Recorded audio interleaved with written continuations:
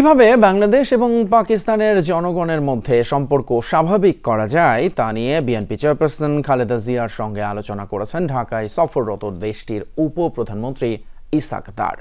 রাতে গুলশানে বিএনপি চেয়ারপারসনের বাসভবনে খালেদা জিয়ার সঙ্গে সাক্ষাৎ করতে আসেন ইসহাক দার। এ সময় পাক উপপ্রধানমন্ত্রীর আশা তারেক রহমানের নেতৃত্বে বিএনপি আগামী নির্বাচনে অংশ নেবে এবং এগিয়ে যাবে। প্রাণ ইউএইচটি মিল্ক, শুদ্ধতায় ও মমতায় সবসময় সেরা স্বাদে। বিএনপি চেয়ারপারসন ও সাবেক প্রধানমন্ত্রী খালেদা জিয়ার সঙ্গে সাক্ষাৎ করতে সন্ধ্যায় তার গুলশানের বাসভবন ফিরোজায় আসেন সফররত পাকিস্তানের উপপ্রধানমন্ত্রী ইসহাক দারের নেতৃত্বে প্রতিনিধি দল। ঘণ্টাব্যাপী বৈঠকে বিএনপির পক্ষ থেকে আরও উপস্থিত ছিলেন দলটির মহাসচিব মির্জা ফখরুল ইসলাম আলমগীর, স্থায়ী কমিটির সদস্য ডাক্তার AZM জাহিদ হোসেন। বৈঠকে গুরুত্ব পায় খালেদা জিয়ার শারীরিক পরিস্থিতি। এছাড়া সার্ক ও পাকিস্তানের বন্যা পরিস্থিতি নিয়েও আলোচনা করেন দুই নেতা।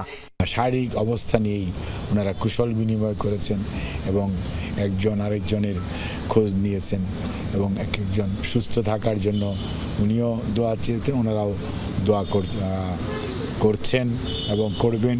পরে সাংবাদিকদের প্রশ্নের জবাবে বিএনপি নেতা ডাক্তার জাহিদ হোসেন জানান, রাজনৈতিক ইস্যু নিয়ে বৈঠকে তেমন আলোচনা হয়নি। জোর দেওয়া হয়েছে দুই দেশের জনগণের সম্পর্ক উন্নয়নের বিষয়।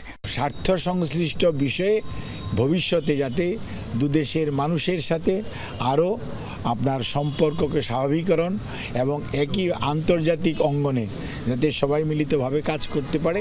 ওনারা আশাবাদ ব্যক্ত করেছেন যে বাংলাদেশটা নির্বাচনের দিকে যাচ্ছে এবং সেখানে আমাদের ভারপ্রাপ্ত চেয়ারম্যান জনাব তারেক রহমান সাহেব নেতৃত্ব দিবেন এবং সেই নেতৃত্বেই বাংলাদেশ জাতীয়তাবাদী দল এগিয়ে যাচ্ছে সে কথা বলেছেন। বাংলাদেশ যেতে আগামী দিনে একটি সুন্দর রাজনৈতিক পরিবেশের দিকে এগিয়ে যাচ্ছে সে কথাটি আলোচিত হয়েছে এবং সেটাকে সবাই প্রশংসা করেছে।